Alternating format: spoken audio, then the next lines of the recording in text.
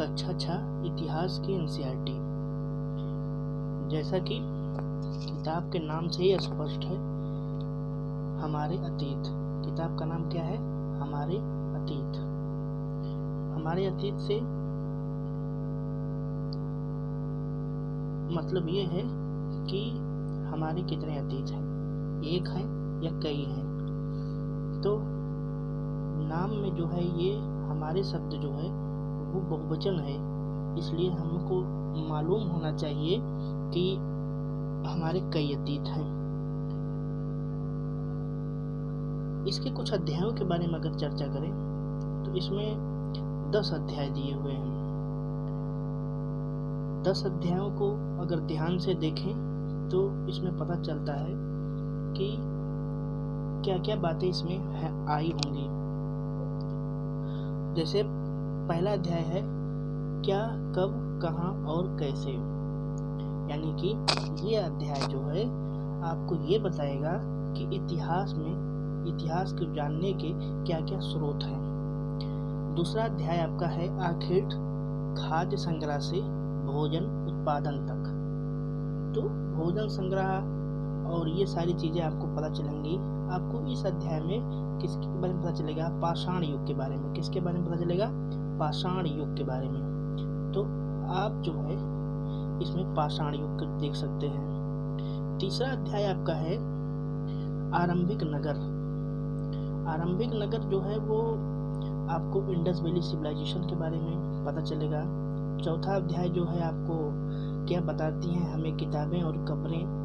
तो ये चौथा अध्याय में आपको पता चलेगा कि वैदिक युग में क्या क्या समस्याएं थी, क्योंकि यहाँ लिखा है किताबें, तो उस समय किताबें लिखना शुरू हो गया था।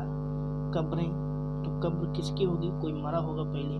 तो आरंभिक नगर में जो लोग थे वो जब मरे थे तो उनकी कब्रें वो वैदिक एज में ही हमको मिलना शुरू हो जाती हैं। अब रही बात 5वें चैप्टर की, राज्य, राजा और एक प्राचीन गणराज्य।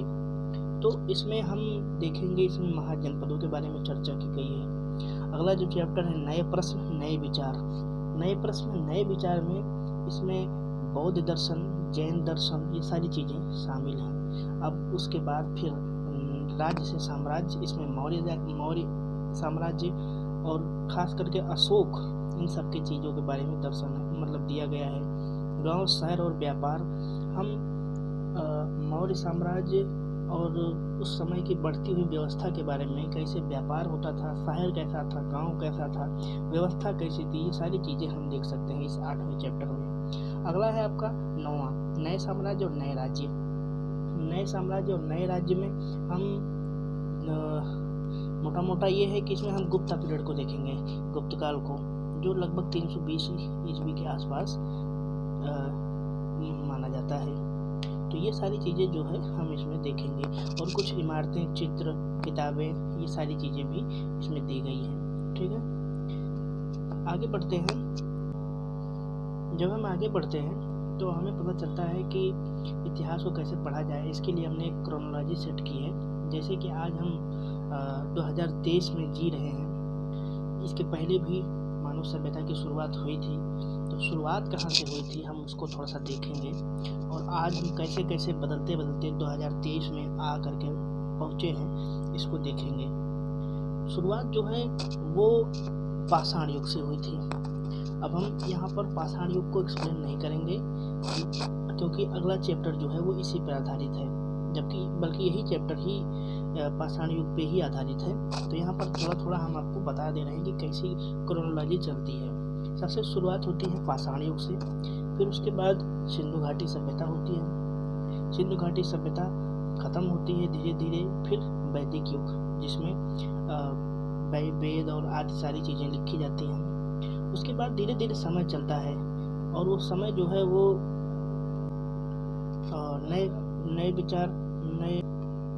नए विचारों जैसे महाजनपद, बौद्ध, जैन दर्शन, इन सब का विकास शुरू हो जाता है। इसके बढ़ते ही कुछ चीज़ें और आती हैं।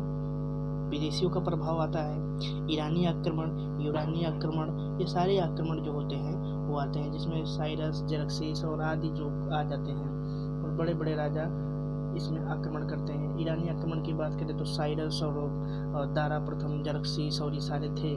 और उसके बाद में यूनानी में सिकंदर एक बड़ा राजा था जो आया था। और उसके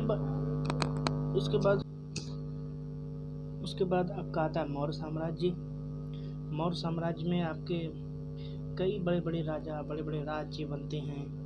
फिर धीरे धीरे आपका आता है मौर्योत्तर काल। मौर्योत्तर काल में आपके कुषाण, सातवाहन, दक्षिण में खास करके ये सारे राजा बनते हैं। और उसके बाद आपका फाइनली आता है गुप्त साम्राज्य। गुप्त साम्राज्य लगभग 320 ईस्वी के आसपास बना है। तो ये इसका उदय यहाँ पर होता है। ठीक है, अब इस एनसीईआरटी में हमें यहीं तक बातें लगभग क्लियर। ठीक है, आगे बढ़ते हैं। अब इसमें एक प्रश्न है कि हम अपने अतीत के बारे में क्या जान सकते हैं। तो इसका उत्तर इसमें दिया गया है कि हम अपने अतीत के बारे में कैसे जान सकते हैं, क्या जान सकते हैं। एक चीज़ है, अच्छा जानना क्या है, जानना ये है कि लोग खाते क्या थे। ठीक है, कैसे कपड़े पहनते थे, किस तरह के घरों में रहते थे। तो ये सारी चीज़ें हम जान सकते हैं। और कैसे जान सकते हैं, हम उनके आखेट को जान सकते हैं। क्या उन पशुपालन करते थे, कृषक थे, शासक थे, व्यापारी थे, पुरोहित थे, शिल्पकार थे, कलाकार थे, संगीतकार थे, या फिर वैज्ञानिक सोच में कैसी जानकारियाँ हासिल कर सकते थे। इन सब के बारे में हम पता कर सकते हैं। ऐसे में हम इतना ही नहीं बल्कि ये भी पता कर सकते हैं कि उस समय के बच्चे कौन कौन सी खेल खेलते थे, कौन सी कहानियाँ पढ़ते थे, और कौन सा नाटक देखते थे। ये सारी चीज़ें हम समझ सकते हैं। अगला जो प्रश्न है इसमें कि लोग कहाँ रहते थे। तो लोग जो है वो नर्मदा नदी के आसपास जो शुरुआती जो मतलब मिले हैं उसके आधार पर हम कह सकते हैं कि लोग जो है वो नर्मदा नदी के आसपास रहते थे। तो अब आपको इसमें एक मैप दिया गया है। मैप में आपको देखना चाहिए कि नदी जो है वो नर्मदा नदी आखिर है कहाँ। तो ये नर्मदा नदी आपकी है। अच्छा, इसमें नर्मदा नदी के बारे में अगर थोड़ा बात किया जाए तो ये मध्य प्रदेश अमरकंटक से निकलती है और ये यहाँ जाकर के कच्छ के रण में जाकर के गिरती है। ठीक है, अब जो है नर्मदा नदी में रहते हैं। नर्मदा नदी में रहने के लिए जो है वो टर्म एंड कंडीशन क्या थी, लोग कैसे रहते थे, उसके बारे में थोड़ा सा दिया गया है। जैसे कि यहाँ पर लगभग कई लाख वर्ष पहले से लोग रहते थे।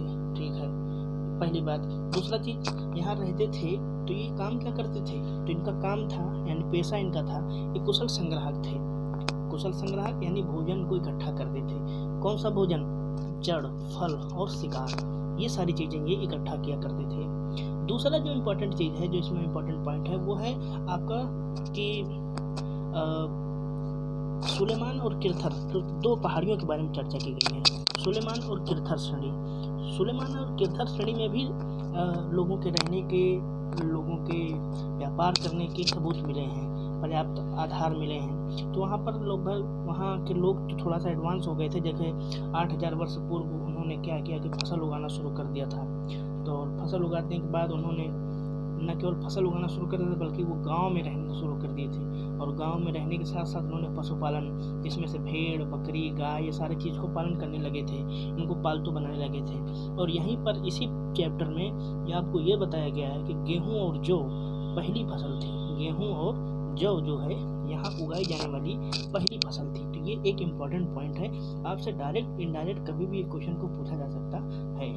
ठीक है, अगला जो इसमें स्थान दिया गया है प्रारंभिक लोगों के रहने का या फिर शुरुआती लोगों के रहने का, वो है गारो पहाड़ी और विंध्य पहाड़ी। अब देखिए मैप में देखें तो गारो पहाड़ी और विंध्य पहाड़ी जो है कहाँ है। गारो पहाड़ी आपका ये देखिए जो अभी मेघालय में है, ये गारो पहाड़ी। यहाँ पर 3 पहाड़ियाँ हैं, गारो, खासी, जयंतिया, इसमें गारो पहाड़ी है ये। तो गारो पहाड़ी और उसके बाद में आपका अगला आता है विंध्य पहाड़ी। विंध्य पहाड़ी ये है आपका। ठीक है, ये मध्य प्रदेश और उत्तर प्रदेश के बॉर्डर पे आज के समय में है। ठीक है, तो इसके बीच में लोग रहते थे, यहाँ पर रहते थे क्योंकि यहाँ पहाड़ी और यहाँ पहाड़ी, इसके बीच में रहने वाली। क्यों इसके बीच में रहते थे, क्योंकि इसके बीच में नदियाँ बहती थी। कौन सी नदियाँ बहती थी, एक गंगा की सहायक नदी, गंगा एक सहायक नदी है। गंगा की सहायक नदी कौन सी है, गंगा की कौन से सहायक नदियाँ हो सकती हैं, या तो बाएं तट की या तो दाएं तट की। तो गंगा की जितनी भी दाएं तट वाली नदियाँ हैं, इसमें एक नदी है सोन नदी, आप देख सकते हैं यहाँ पर है सोन नदी। तो ये भी गंगा के दाएं तट की सहायक नदी है। तो इसके किनारे और यहाँ पर कई नदियाँ हैं, उसके किनारे लोग रहा करते थे। तो गारो और विंध्य पहाड़ी के बीच यहाँ देखिए, यहाँ पर जो है सबसे पहले कृषि का विकास यहाँ भी हो गया था। कृषि का विकास हो गया था तो उसके फिर व्यापार भी शुरू हो गया था। लोग जो है फिर गांव में रहना शुरू कर दिए थे। और यहीं पर एक पर्याप्त सबूत मिले हैं कि यहाँ पर जो है सबसे पहले चावल की खेती हुई थी। किसकी? चावल की खेती। तो ये काफ़ी इम्पोर्टेंट चीज़ है। अगली जो नदी है वो सिंधु और उसके सहायक नदियों के बारे में इसमें चर्चा की गई है। तो इसमें क्या कहा गया है कि लगभग 2700 वर्ष पूर्व यहाँ पर शुरुआती नगर बने। 2700 वर्ष पूर्व। अगर हम आज से बात करें तो आज का मतलब यह है, आज का मतलब जब भी हम क्रोनोलॉजी सेट करते हैं तो इसी चैप्टर में ये सेट किया गया है, बताया गया है कि आज का मतलब क्या है। एक शुरुआती चरण रहा होगा और एक आज, ये मान लीजिए आज 2023 है, ठीक है। अब शुरुआत में क्या रहा होगा, जीरो से चले होंगे चीज़ें, सॉरी जीरो से नहीं, जीरो तो हम वहाँ मानते हैं जहाँ जहाँ जीसस क्राइस्ट का जन्म हुआ है। किसका? जीसस क्राइस्ट इस जहाँ जन्म हुआ है वहाँ हम जीरो मानते हैं। अच्छा, ये जीरो कहाँ पहुँचता है? जीरो ये तब होता है जब हमारे यहाँ मौर्योत्तर काल और मौर्योत्तर काल के आसपास चल रहा होता है। उसके पहले का हम मानते हैं बिफोर जीसस क्राइस्ट, ठीक है, बिफोर क्राइस्ट, या फिर हम BC कह सकते हैं, ठीक है। तो ये सारी चीज़ें हैं। 2023 में चल रहा है, तो लगभग अगर हम इसमें बात करें कि 4700 वर्ष पूर्व नगर बने थे, तो 4700 पूर्व वर्ष शुरुआती नगर का मतलब है कि आज उस समय लगभग कितना 2700 बिफोर जीसस क्राइस्ट। तो ये जो है इसके आसपास जो है यहाँ पर शुरुआती नगर बने थे। और लगभग 2500 वर्ष पूर्व, 2500 वर्ष पूर्व मतलब क्या हुआ? 2500 वर्ष पूर्व का मतलब है लगभग 500 ईसा पूर्व में जब हमारे यहाँ महाजनपद बन रहे थे, उस समय जो है पूर्वी गंगा और सोन नदियों के किनारे जो है वो नगर बनना शुरू। वही महाजनपदों का निर्माण और नगर में रोक नहीं लेने लगे थे। और महाजनपदों के निर्माण से ही देखिए, जैसे मगध साम्राज्य में महाजनपदों का निर्माण होने लगा। लोग जो है जब महाजनपद बन गया तो एक स्थान से दूसरे स्थान जाने में के लिए आसानी होने लगी, लोगों का व्यापार बढ़ने लगा। अच्छा, लोग जाते क्यों थे? खाने पीने के लिए, प्राकृतिक आपदाओं से बचने के लिए, व्यापार के लिए, धर्म प्रचार के लिए, यहाँ प्रचार होना चाहिए तो धर्म प्रचार के लिए, ठीक है। तो ये सारी चीज़ों के लिए लोग जो है यात्राएं करते थे। अब बात करते हैं इसी चैप्टर में एक बात ये है कि अपने देश का नाम इंडिया या भारत किस तरह के है। अगर हम बात करें इंडिया की, इंडिया जो हमारा नाम, हमारे देश का नाम है, तो वो इंडिया जो है वो इंडस से निकला हुआ शब्द है। इंडस क्या है? इंडस जिसे संस्कृत में क्या कहेंगे? सिंधु संस्कृत में सिंधु कहते हैं। तो इसका ये नाम जो है ना वो यूनानी और या फिर ईरानी इन लोगों ने इसे इंडस नाम दिया था, ठीक है। 2500 वर्ष पूर्व, 2500। अब देखिए यहाँ पर ध्यान से देखना, पर पूर्व उत्तर पश्चिम की ओर से आने वाली ईरानियों ने इसे इंडोस या हिंदोस नाम दिया था, ठीक है। इसलिए इसे हम इंडिया कहते हैं, ठीक है। ये नाम हो गया आपका इंडिया। रही बात भारत नाम की, तो भारत जो है वो भरत नाम से पड़ा है, आप लोग जानते होंगे। भरत कौन थे? भरत जो है उत्तर पश्चिम में रहने वाला एक समूह है, इन लोगों का एक समूह था। तो उन्हीं के नाम पे काफ़ी समृद्ध समूह था, काफ़ी सांस्कृतिक उसका उल्लेख है, कई जगह पर मिलता है, कई कहानियाँ प्रचलित सुनी होगी आपने। तो आरंभिक जब बने जो, तो वो सारी चीज़ें उसमें मिली, ठीक है। ये जो भरत नाम जो है वो ऋग्वेद में भी है, यहाँ थोड़ा कट गया है, लेकिन वो ऋग्वेद में भी है, जो 3500 वर्ष पुरानी है। 3500 वर्ष पुरानी जो है परंपरा है। 3500 वर्ष पुरानी ही मतलब ये है कि ऋग्वेद जो है वो लगभग 1500 BC के आसपास बना होगा। तो उस समय उसमें भरत नाम का ये उल्लेख मिलता है। इसमें एक महत्वपूर्ण प्रश्न और है कि हम अपने अतीत के बारे में कैसे जानें, अतीत के बारे में हमें कैसे पता चलता है। अतीत के बारे में हम देखिए क्या क्या पढ़ सकते हैं। अतीत के बारे में हम जब भी पढ़ते हैं, जो भी चीज़ें हमें मिलती हैं, खास करके लिखी हुई पुस्तकें जो मिलती हैं उसे हम पांडुलिपि कहते हैं। पांडुलिपि या फिर हम कहेंगे उसको मैन्यूस्क्रिप्ट का मतलब क्या है? मेनू का मतलब जिसका अर्थ होता है हाथ से लिखा। किससे लिखा है? हाथ से लिखा। मेनू का मतलब क्या हुआ? हाथ से लिखा है। तो ये देखिए हाथ से लिखा है। तो ये हाथ से किस पे लिखे जाते थे? तो ताड़पत्रों पे लिखे जाते थे। ताड़पत्र किसके होते थे? ये हिमालय क्षेत्र में मिलने वाले एक कौन सा पेड़ है? भूर्ज नामक पेड़ की छाल से।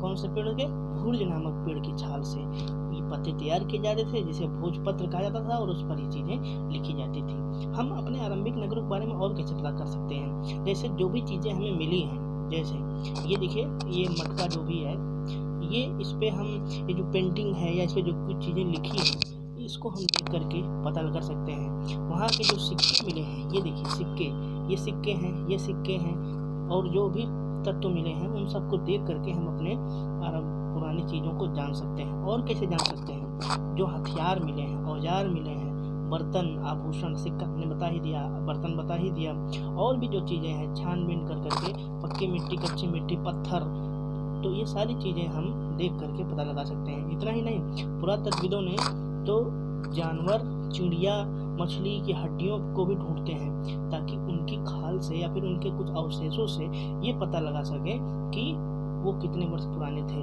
और इसकी सटीकता से जांच कर सकें। अब हम बात करेंगे इसके अंतिम टॉपिक, इस चैप्टर के पूरे अंतिम पार्ट पे, जो लगभग हमने शुरू में बता ही दिया है कि ईसा मसीह के जन्म के पहले जो है वो ईसा मसीह का जन्म जो है वो 0 माना जाता है। उसके बाद फिर 1, 2, 3, 100, 200, 300 और 2023 तक चलता हुआ चला आ रहा है। उसके पहले जो था उसको ईसा मसीह जन्म से पूर्व कहते हैं। जो जैसे यहाँ देखिए, शुरुआत में ही हमने जिक्र कर दिया था कि ये मौर्योत्तर काल के आसपास ही लगभग वो 0 यानी कि ईसा मसीह का जन्म होता है। ठीक है, इसके पहले वाला जो है वो बिफोर क्राइस्ट है। ठीक है, इसके बाद जो है वो आफ्टर क्राइस्ट, या फिर जो भी कहिए एडी, या फिर जो भी कह सकते हो। ठीक, तो ये चीज़ें, ये रहा आपका कक्षा 6 का एनसीईआरटी का पहला चैप्टर, जो इस प्रकार कवर किया गया है।